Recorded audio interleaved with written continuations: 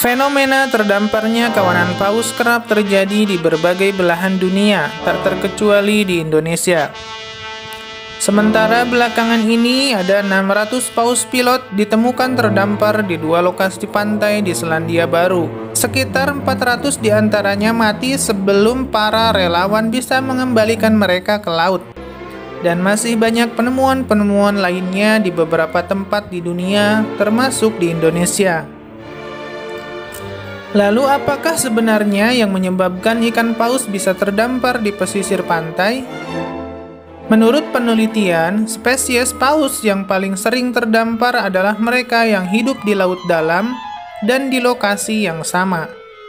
Misalnya paus pembunuh palsu, paus kepala melon, paus berparuh kaviar, dan paus sperma adalah spesies yang biasa hidup di kedalaman 1000 meter lebih. Penyebab paus terdampar biasanya mencakup beberapa hal sebagai berikut. Yang pertama, luka akibat bertubrukan. Banyaknya kapal mengarungi lautan dan perdagangan global yang terus meningkat, maka peluang bagi paus bertabrakan dengan kapal dan terluka sehingga mengakibatkan paus bingung semakin besar.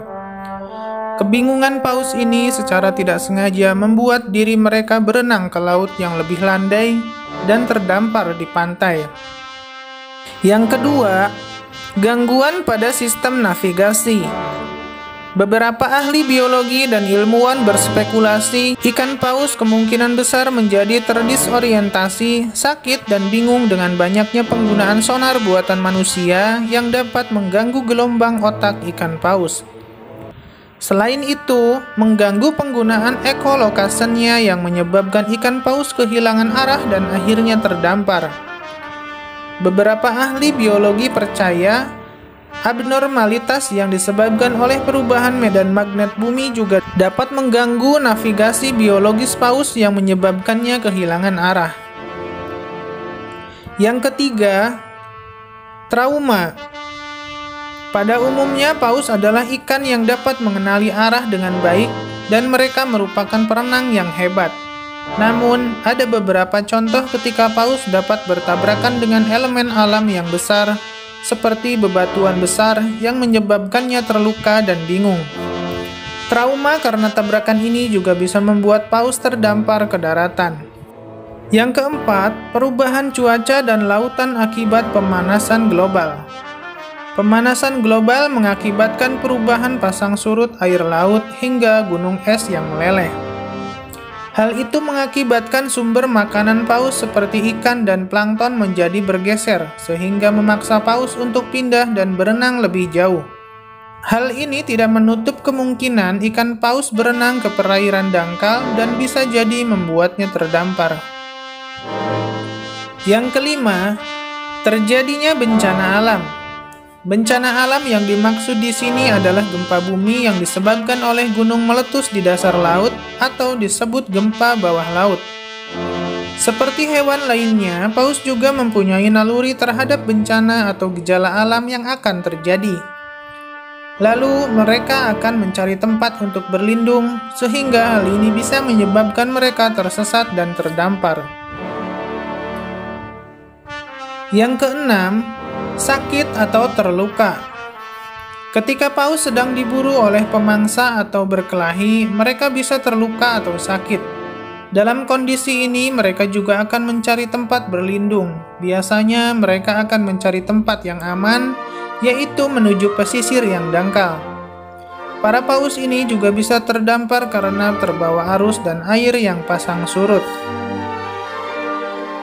Yang ketujuh, terpisah dari kawanan. Paus biasanya berenang secara berkelompok bersama kawan-kawannya.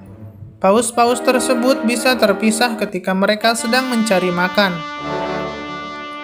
Ketika mereka terpisah, paus yang sendirian bisa tersesat ke perairan yang dangkal dan terdampar. Namun selain faktor dari hewan itu sendiri, faktor dari manusia yang kerap membuang sampah sembarangan ke laut juga menjadi faktor penyebab paus sering terjebak di pinggir pantai.